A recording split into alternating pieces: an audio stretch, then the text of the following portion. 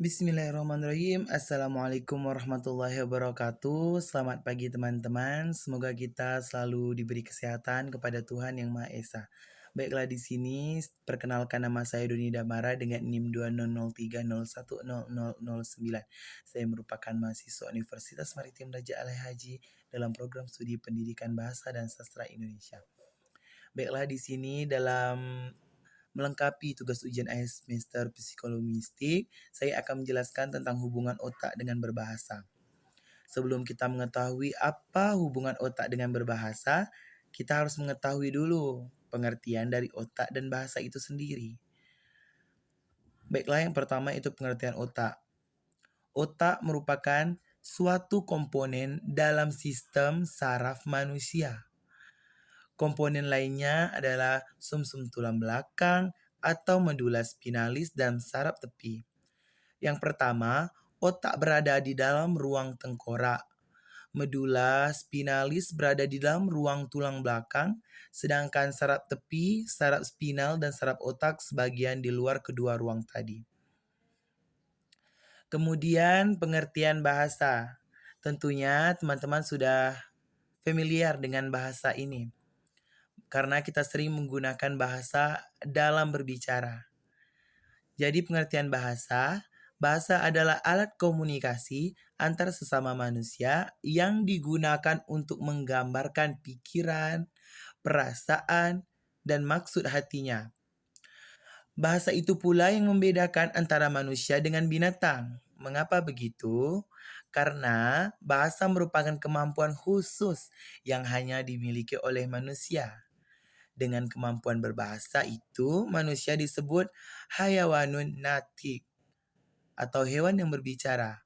Predikat tersebut sekaligus menafsirkan kemampuan serupa pada binatang dan juga menunjukkan bahwa masyarakat manusia selalu diikat oleh bahasa yang mereka gunakan, karena setiap masyarakat terbentuk, hidup, serta tumbuh dengan bahasa. Kita masuk ke intinya, yaitu tentang hubungan bahasa dengan otak dalam tinjauan psikolinguistik. Pada hakikatnya, dalam kegiatan berkomunikasi, terjadi proses memproduksi dan memahami ujaran. Dapat dikatakan bahwa psikolinguistik adalah studi tentang mekanisme mental yang terjadi pada orang yang menggunakan bahasa, baik pada saat memproduksi atau memahami ujaran. Dengan kata lain, dalam penggunaan bahasa, terjadi proses mengubah pikiran menjadi kode dan mengubah kode menjadi pikiran. Kemudian, terdapat dua bagian otak yang berkaitan dengan berbahasa, yang disebut area Broca dan area Wernicke. Yang pertama kita bahas tentang Broca area atau area Broca. Area Broca ini merupakan bagian dari otak manusia yang terletak di gyrus frontalis superior pada lobus frontalis, korteks otak besar. Tepatnya berada di belahan otak kiri, lebih khusus di bagian bawah lobus frontal. Fungsi dari Broca area ini adalah area ini berperan pada proses bahasa serta kemampuan dan pemahaman berbicara. Kemudian yang kedua itu ada Wernicke area, yang mana bagian dari otak manusia yang berada di bagian korteks otak besar pada bagian posterior kiri dari gyrus temporalis superior mengelilingi korteks pendengaran.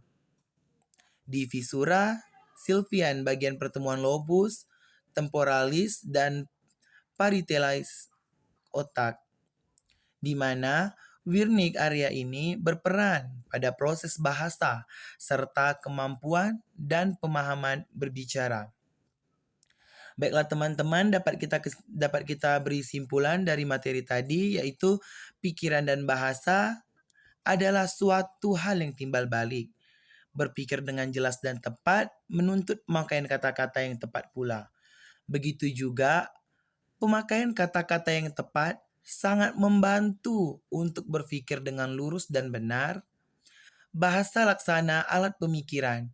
Apabila sungguh-sungguh dikuasai dan dipergunakan dengan tepat, akan sangat membantu untuk memperoleh kecakapan berpikir dengan lurus. Maka dari itu dapat disimpulkan bahwa berpikir lurus menuntut pemakaian kata-kata yang tepat. Baiklah, mungkin hanya itu yang bisa saya sampaikan. Jika ada kesalahan, saya mohon maaf karena yang benar hanya milik Allah Subhanahu wa taala. Saya ucapkan terima kasih. Wabillahi taufiq wal hidayah. Wassalamualaikum warahmatullahi wabarakatuh.